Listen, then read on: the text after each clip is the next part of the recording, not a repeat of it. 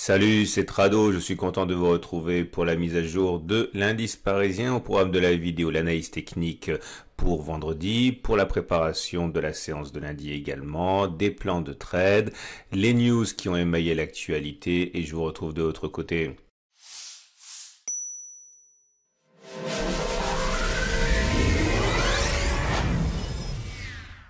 Alors la séance du jour a été marquée par des statistiques économiques plutôt neutre, hein. Alors effectivement, l'indice de confiance du consommateur américain du Michigan est ressorti un petit peu meilleur que prévu.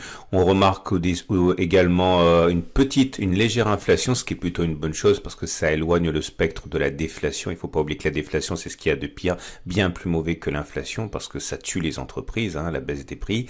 Et on se retrouve dans une situation où on a digéré clairement le sell-off, comme on dit, hein, la vente panique à laquelle on a assisté jeudi, et on termine avec un gain de 0,5%, alors qu'en séance, hein, on est quand même allé chercher des niveaux beaucoup plus flatteurs puisque on a pris jusqu'à 3,5% d'amplitude sur la séance, et par rapport à la clôture de jeudi, on a pris jusqu'à 2,6% de hausse, hein.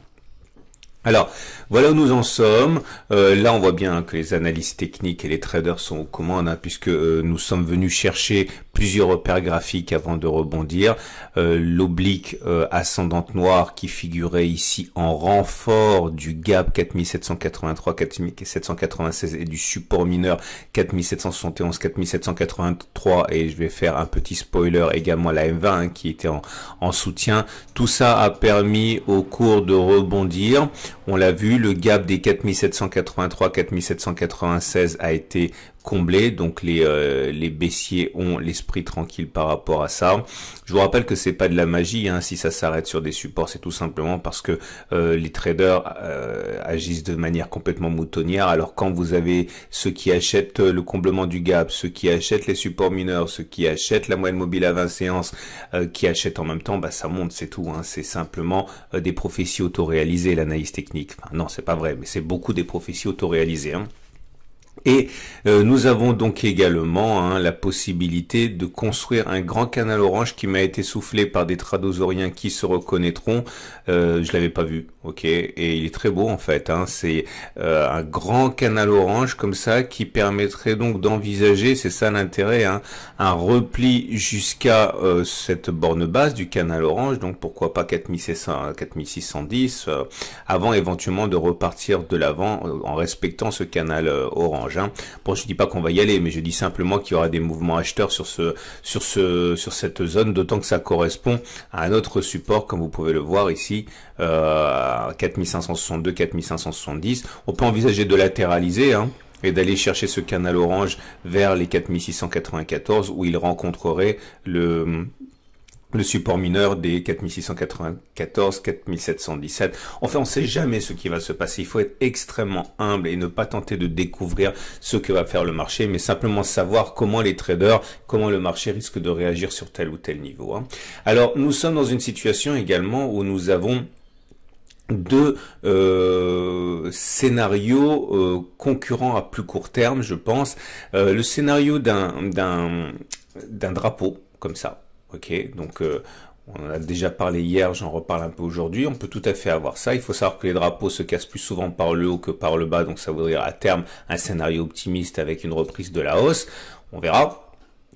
Ceux qui veulent trader ça, eh bien, peuvent effectivement acheter dès maintenant. Alors, le problème de ce scénario, c'est que on ne sait pas si le drapeau va prendre forme sur les niveaux actuels ou si on va éventuellement aller plus bas. En tout cas, ceux qui veulent acheter maintenant peuvent le faire en visant un retour donc sur les précédents plus hauts, à savoir un gain à 7,3%, en mettant un stop loss en dessous du premier support à 1,9, en dessous du deuxième support à 3,8, voire même en dessous du troisième support ici à 6%. Vous avez un ratio gain-risque qui est super à 1, donc ça se tient, c'est pas stupide, hein. C'est là une possibilité. Moi, j'envisage de faire ça, mais je vais vous dire, j'envisage de le prendre un petit peu plus bas. Si on a la chance d'aller chercher soit le bas du canal orange, soit le support mineur des 4194, je le prendrai parce que je voudrais un ratio gain-risque un petit peu plus intéressant que celui-là. Autre solution pour ceux qui ont plutôt une lecture baissière, c'est de travailler sur le scénario de la vague de Wolf qu'on a déjà mentionné, qui est une très jolie vague de Wolf. Hein. On l'a dit, on l'a mentionné la première fois il y a 2 semaines. Donc j'ai laissé les points 3, 5. Ok, et bon, clairement pour ceux qui découvrent le format, parce qu'il y a toujours des petits nouveaux, 1, 2, 3, 4, 5, objectif du grand monsieur Wolf, aller chercher le point 6, c'est-à-dire un contact avec la demi-droite 1, 4. Ça se fait dans moins de cas que ça ne se fait pas, hein, mais le ratio gain-risque il est absolument formidable. Moi, mon objectif dans les vagues de Wolf, hein, j'en parle dans mon pacte Outrado, c'est plutôt d'aller chercher le point 4 ici. Et si vous faites ça, vous avez un ratio gain-risque qui est également intéressant, puisque si vous entrez par exemple sur les niveaux actuels avec un stop loss au-dessus des précédents plus haut à 8%, vous visez une progression à la baisse de 13%, vous avez un très bon ratio gain-risque. J'ai déjà expliqué pourquoi moi je ne le fais pas. Je regardais la vidéo d'hier, hein, mais c'est parce qu'en gros ça nous impose de casser trop de supports, notamment un support hebdomadaire. Donc moi je suis plutôt long sur un niveau actuel, mais je n'entre pas maintenant pour les raisons que j'ai déjà évoquées. On peut également, et pour terminer, trader le canal orange, hein, en partant du principe, par exemple, qu'on va chercher le plus bas avant de repartir en haut du canal orange. Bon, voilà, on peut mettre un stop en dessous des 5,7%, viser le haut du canal orange à 12%, ça va aussi, hein. Bon, il y a plein de solutions, hein. Veillez surtout si vous êtes débutant à avoir des ratios gain-risque supérieurs à 1, en partant du principe que vous aurez raison une fois sur deux, hein. Ça nous amène donc, alors je vais faire un petit peu de ménage, parce qu'on ne voit plus rien, voilà, et voilà. Cela nous amène donc aux éléments, au chandelier japonais du jour, qui n'est pas un beau chandelier, hein, il faut le dire clairement, parce que malgré une progression en séance de 2,6%, malgré une clôture positive et malgré un corps vert qui montre qu'on a clôturé plus haut qu'on a ouvert, on a une longue mèche basse et on clôture finalement dans le tiers neutre, hein. Tiers neutre et surtout en dessous du niveau médian de la bougie précédente, ça s'appelle une ligne de poussée hétérodoxe, hein, et c'est généralement annonciateur d'une faiblesse, hein. Donc c'est pas une très belle bougie. Par contre, ce qui est très beau, c'est la manière dont la moyenne mobile à 20 jours a joué un rôle de soutien évident. Regardez comme nous avons effectivement une moyenne mobile à 20 jours qui a été préservée. Pourquoi pas considérer finalement qu'on est toujours en tendance haussière, hein, au regard de cet élément.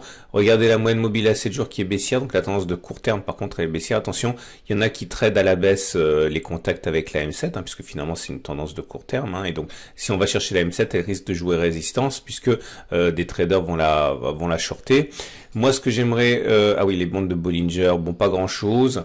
Les bandes de Bollinger, elles nous indiquent que la contraction des bandes montre que la volatilité finalement est en réduction par rapport à ce qu'on a connu avant.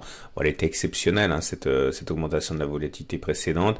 Et moi, ce qui m'intéresse surtout aujourd'hui, après le super trend évoqué hier, c'est un autre backtest qui repose sur le SAR. Donc voilà le SAR. Tout ce qui suit est donné à titre purement de partage de ma méthode. Ne faites pas confiance au backtest qui suit, car l'échantillon est trop faible pour établir une règle générale, mais je le fais encore une fois à titre de partage. À vous de approfondir ce qui va venir. Le SAR ici, j'en parle dans mon trade, dans mon pacte Outrado aussi, hein. Lorsqu'il est cassé, généralement on va plus bas. Il est exceptionnel que l'on n'aille pas plus bas que sur le bougie de cassure du SAR. Vous voyez, ça c'est la bougie de... Attendez, je vais enlever tout ce truc là parce que on voit plus rien. Voilà. Et voilà.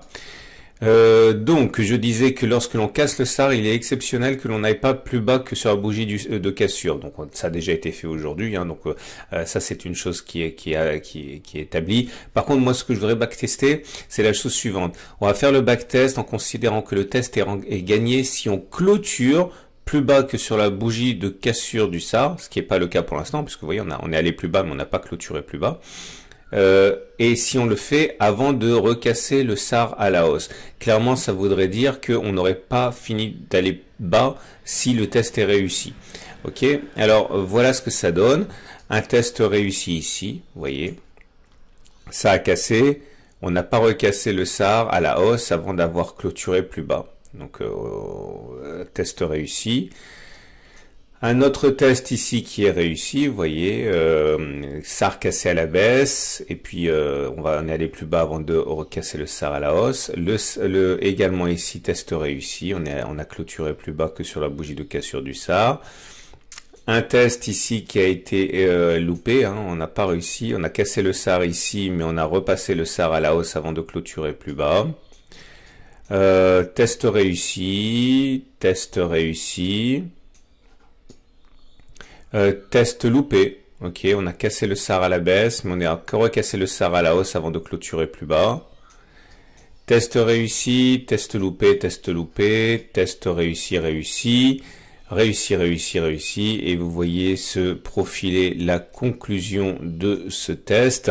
Après avoir testé les 24 dernières cassures de SAR, on arrive à la conclusion suivante. Dans 19 cas, c'est un succès. Dans 5 cas, c'est un échec. Autrement dit, on a 80% de chance, dans ce backtest qui n'a aucune validité scientifique, de clôturer plus bas que le jour de cassure du SAR avant de casser le SAR à la hausse. Clairement, ça voudrait dire que normalement, on devrait clôturer plus bas que 4817 avant de recasser le SAR à la hausse. Bon, clairement, statistiquement, sur 100 fois, on n'a pas fait le plus bas, on devrait clôturer plus bas que 4815 à un moment ou à un autre. Est-ce que ça veut dire que vous devez vous précipiter pour vendre le CAC 40 lundi à l'ouverture? Non, non, non, non, non, non. Pourquoi non? Parce que ça ne suffit pas pour gagner de l'argent. Vous savez très très bien que là, on risque d'aller plus bas, mais pour gagner de l'argent, il faut un setup. Il faut transformer cette analyse technique en quelque chose qui vous rapporte des sous. Donc ça veut dire qu'il faut savoir quand vous allez rentrer, quand vous allez sortir, où est votre prise de profit, où est votre stop loss. Vous devez encore bosser, vous devez reprendre vos graphes, tenter des stratégies, vérifier si ça aurait fonctionné, et uniquement là vous pourrez dire que vous pouvez éventuellement acheter ou vendre. Là, tout ce qu'on peut dire, c'est que si ce backtest était valide, et il n'est pas valide parce que l'échantillon est trop faible, eh bien tout simplement il y a plus de chances sur 100 occurrences que l'on aille plus bas que l'on ait fait les plus bas.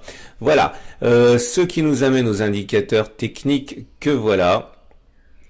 Et les indicateurs techniques montrent quand même des choses assez encourageantes, j'ai envie de dire, parce que les indicateurs techniques rapides sont baissiers, vous le voyez effectivement, hein, le CCI est en dessous de du surachat, enfin en sortie de sa zone de surachat, stochastique sous son signal, MACD 0 sous son signal. Par contre, le MACD est toujours au-dessus de son signal, on risque d'avoir un non-croisement haussier, le momentum est toujours positif et le RSI n'est pas en dessous de 50. Autrement dit, la contagion des indicateurs techniques rapides vers les indicateurs techniques lents, ne s'est pas encore réalisé, hein. Donc attention, ne vendez pas la peau du taureau trop vite. Ce qui nous amène à l'Ichimoku qui est neutre, puisque comme vous pouvez le voir, hein, on est dans le nuage. Ok, et la Kijun elle est plate et le nuage il est plat, donc c'est neutre pour tout ça. Je vous invite à regarder à la fin de cette vidéo les analyses techniques de l'or si vous voulez investir à long terme et vous diversifier, l'analyse technique de moyen terme, et également regarder le webinaire que j'ai co-animé avec mes camarades sur la baisse en cours, sur la volatilité, sur comment tirer profit de la volatilité, quelles sont mes perspectives de moyen terme. Voilà, j'espère que ça vous plaira. C'est à la fin de cette vidéo par incrustation. À demain pour la mise à jour.